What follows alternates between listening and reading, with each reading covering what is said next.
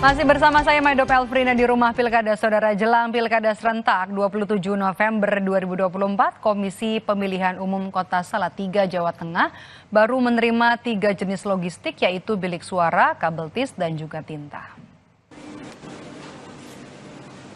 3 jenis logistik yang sudah diterima terdiri dari 1.204 bilik suara, 3.612 kabel tis, dan juga 602 botol tinta untuk nantinya dibagikan ke 301 TPS di Salatiga.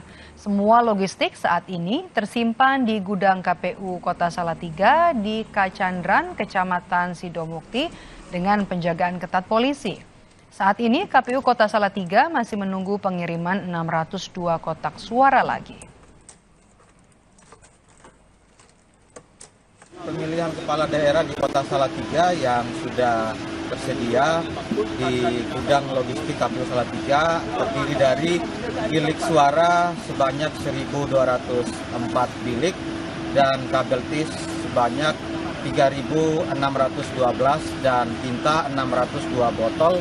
Dan saat ini juga kami sedang memonitoring terkait dengan produksi kotak suara yang ada di Sidoarjo yang kebutuhannya adalah sebanyak 602 kotak suara. Sementara itu di Jeneponto, KPU Kabupaten Jeneponto, Sulawesi Selatan sudah menerima logistik pilkada berupa 1.156 kotak suara dan 2.268 bilik suara. Logistik pilkada ini nantinya disimpan di gudang logistik KPU dengan pengamanan polisi. Kalau untuk di gudang KPU Jeneponto, alhamdulillah hari ini pihak kepolisian dan pihak TNI sudah berjaga di gudang logistik KPU Jeneponto dalam hal untuk pengamanan logistik kita. Informasi selanjutnya datang dari pimpinan DPRD Jakarta periode 2024-2029 yang akan dilantik dalam rapat paripurna sore ini di gedung DPRD Jakarta. Calon Gubernur Jakarta nomor urut 1 Ridwan Kamil terlihat menghadiri acara pelantikan pimpinan DPRD Jakarta periode 2024-2029. Selain RK, terlihat juga mantan Gubernur Jakarta Basuki Cahayapurnama atau Ahok. Nama Khoirudin dari fraksi PKS dipilih sebagai Ketua DPRD Jakarta. Proses pengambilan sumpah janji pimpinan anggota DPRD nantinya akan dipimpin oleh Wakil Ketua Pengadilan Tinggi Jakarta.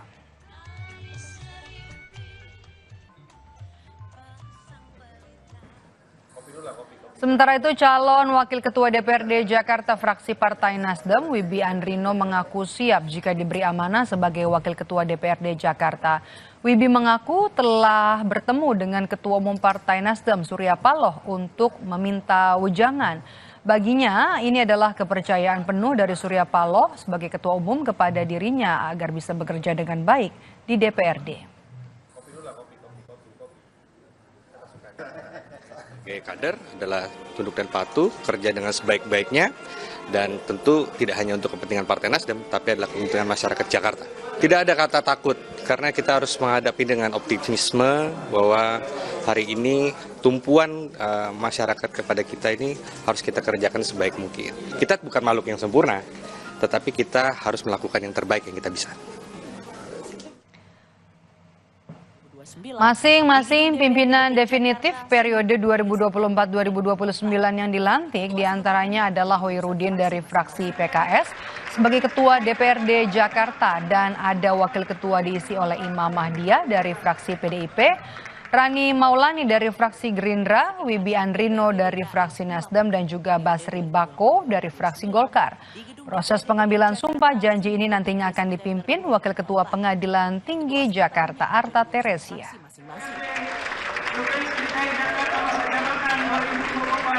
Anggota DPRD Provinsi DKI Jakarta yang diusulkan menjadi pimpinan DPRD Provinsi DKI Jakarta masa jabatan 2024-2029 bersama ini diumumkan sebagai berikut. Memutuskan Saudara Dr. Andes Haji Khoirudin MSI sebagai Ketua DPRD Provinsi DKI Jakarta masa jabatan 2004-2023. Saudara Ketua DPR yang juga merupakan Ketua DPP PDI Perjuangan Puan Maharani menyebut pertemuan Presiden terpilih Prabowo Subianto dengan Presiden kelima Republik Indonesia Megawati Soekarno Putri bakal segera terlaksana dan tinggal menunggu waktu dan tempat yang tepat. Puan bilang baik Megawati maupun Prabowo punya keinginan yang sama untuk bisa bertemu secepatnya.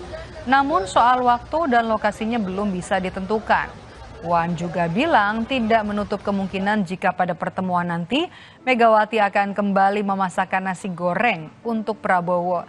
Seperti diketahui saudara, Megawati pernah memasak nasi goreng saat Prabowo sowan ke kediaman Mega di Teguh Umar pada 24 Juli 2019.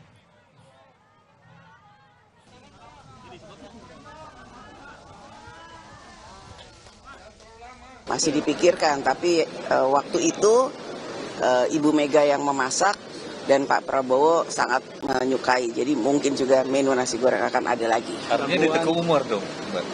Bisa juga di Kertanegara, bisa juga di Hambalang. Tidak ada masalah, akan bertemu di mana saja. Mbak Puan, berarti pertemuan akan berlangsung sebelum 20 Oktober? Insya Allah. Beliau berdua sama-sama berkeinginan untuk bertemu secepatnya, menunggu waktu yang tepat, di saat yang tepat. Ketemu. Pertemuan antara Bu Mega dan Pak Prabowo sudah ada secepatnya, ya. Setelah pelantikan atau sebelum pelantikan? Secepatnya, ya. Rencana pertemuan Presiden terpilih Prabowo Subianto dengan Presiden kelima RI Megawati Soekarno Putri mendapat sambutan positif dari berbagai pihak, termasuk dari Presiden Joko Widodo. Menurut Jokowi, rencana pertemuan dua tokoh itu akan baik untuk Indonesia. Saya kira baik pertemuan itu sehingga komunikasi antar tokoh-tokoh bangsa bisa sambung untuk kemajuan negara, untuk kemajuan bangsa. Pertemuan kedua tokoh bangsa ini berawal dari keinginan Prabowo. Menurut adik Prabowo, Hasyim Joyo Hadikusumo, Prabowo sudah menunggu 2 tahun untuk bertemu dengan Megawati. Dan bukan tidak mungkin, Partai Gerindra membuka pintu bagi PDI Perjuangan untuk bergabung di pemerintahan Prabowo Gibran. rencana pertemuan Bu Mega dan Pak Prabowo kira-kira kapan, Pak? Ya, Pak Prabowo sudah menunggu 2 tahun. Sudah menunggu 2 tahun. Artinya akan menyambut baik, membuka pintu, Pak, untuk bergabung?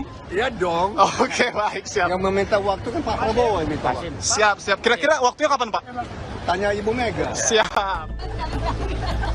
Prabowo Subianto usai menghadiri pelantikan anggota DPR DPD 1 Oktober lalu sempat menyampaikan harapan pertemuan dengan Megawati Soekarno Putri bisa terwujud sebelum dirinya dilantik menjadi Presiden ke-8 RI 20 Oktober mendatang. Pak, pertemuan dengan Bu Mega mungkin? Insya Allah. Insya Allah. Katanya 10 hari sebelum pelantikan ya, Pak ya? Sebelum pelantikan? Mudah-mudahan sebelum pelantikan. Baik, persiapannya gimana, Pak? Persiapannya bagus. Rencana pertemuan Megawati Prabowo semakin kencang berembus dan mendapat perhatian berbagai kalangan karena bila terlaksana bisa berdampak kepada momen krusial pemerintahan Prabowo Gibran untuk merumpuskan koalisi politik di pemerintahan datang. Tim Liputan Kompas TV.